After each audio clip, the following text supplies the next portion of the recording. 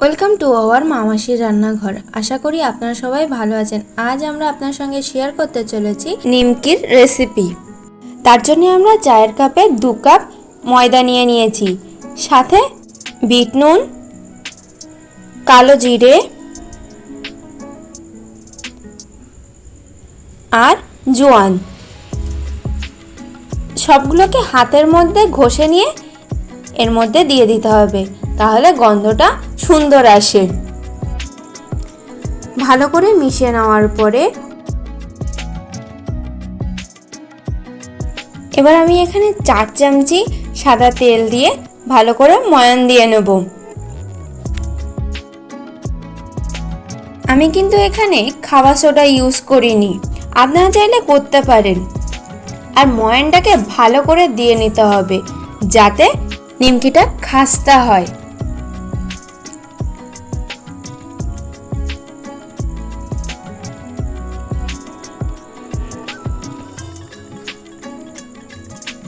দেখুন আমার ময়ান দেওয়া হয়ে গেছে, মুঠ করলে দলা পাকিয়ে যাচ্ছে আর ভেঙে দিলে ঝুরঝুরা হয়ে যাচ্ছে।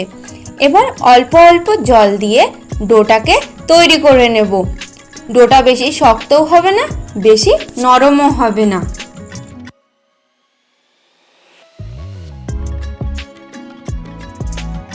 ডোটা তৈরি হয়ে গেছে, আমি 15 মিনিট রেস্টে রেখে দেব। আপনারা চাইলে একটু বেশি টাইম অবধিও রাখতে পারেন। 15 মিনিট পরে ঢাকনাটাকে তুলে ডোটাকে আর একটু মেখে নেব।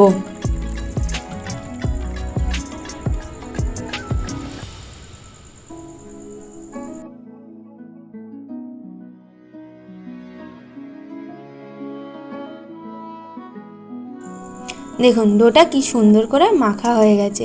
এবার ডোটা থেকে আমরা রুটির থেকে আরেকটু বড় করে লেচি কেটে নেব।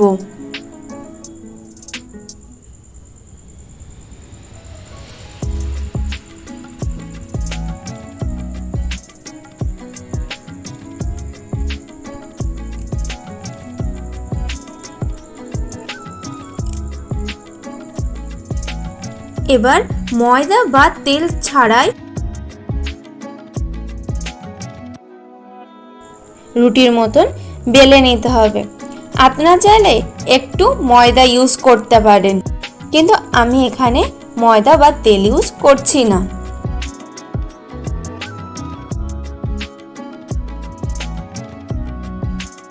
আর রুটিটাকে যতটা পারবেন পাতলা করে নেবেন। দেখুন রুটিটাকে ঠিক এতটা বড় আর পাতলা করে বেলে নিতে হবে। এবার এর উপর থেকে হালকা করে ময়দা ছড়িয়ে দিতে হবে, ছড়িয়ে ভালো করে লাগিয়ে নিতে হবে রুটিটার গায়ে। তারপরে রোল করে নিতে হবে।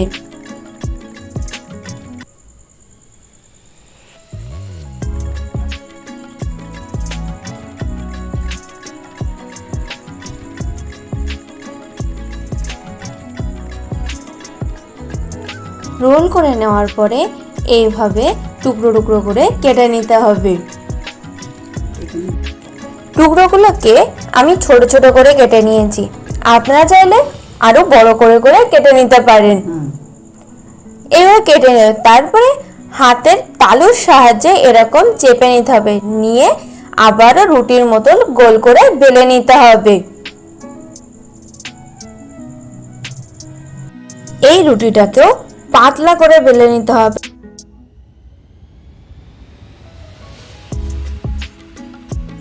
এই দেখুন ঠিক এইভাবেই নিমকিটাকে ভাঁজ করে নিতে হবে।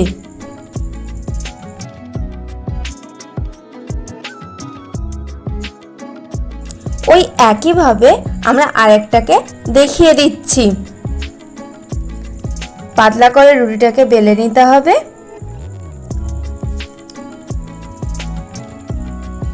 তারপরে একই রকম ভাবে ভাঁজ করে নিতে হবে। এইভাবে আমি বাকি নিমকিগুলো তৈরি করে নেব। দেখুন ঠিক এইভাবে বানিয়ে নিতে হবে। তারপরে একটা কাঁটা চামচ বা ছুরির সাহায্যে এরকম ফুটো ফুটো করে দিতে হবে। আপনারা চাইলে নাও করতে পারেন, আমি এখানে করে নিয়েছি। এবার নিমকিগুলোকে ভাজার জন্যে কড়াতে তেল বসিয়ে দিয়েছি। তেলটাকে হালকা গরম করে নিয়ে নিমকিগুলোকে এর মধ্যে ছেড়ে দেব। আর গ্যাসের ফ্লেমটাকে সবসময় লোতে দিয়ে রাখতে হবে, যাতে নিমকির ভেতরটা ভালো করে ভাজা হয়ে যায়। গ্যাসের ফ্লেমটা হাইতে দিলে নিমকির উপরটা হয়ে যাবে কিন্তু ভেতরটা হবে না। তাই নিমকি ভাজার সময় গ্যাসের ফ্লেমটাকে সবসময় লোতে দিয়ে রাখতে হবে।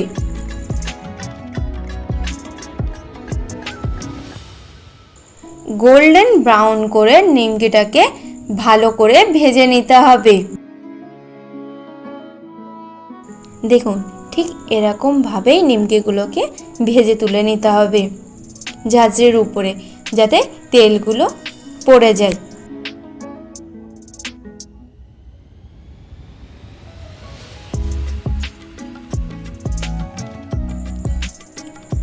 এভাবে বাকি নিমকিগুলোকে ভেজে তুলে নিতে হবে।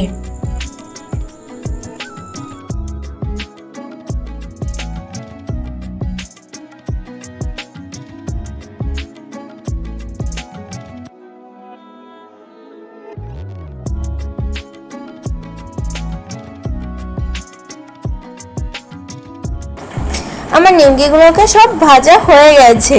ভিডিওটা যদি আপনাদের ভালো লেগে থাকে তাহলে একটা লাইক করবেন আর চ্যানেলটাকে সাবস্ক্রাইব করে আমাদের পাশে থাকবেন। ধন্যবাদ।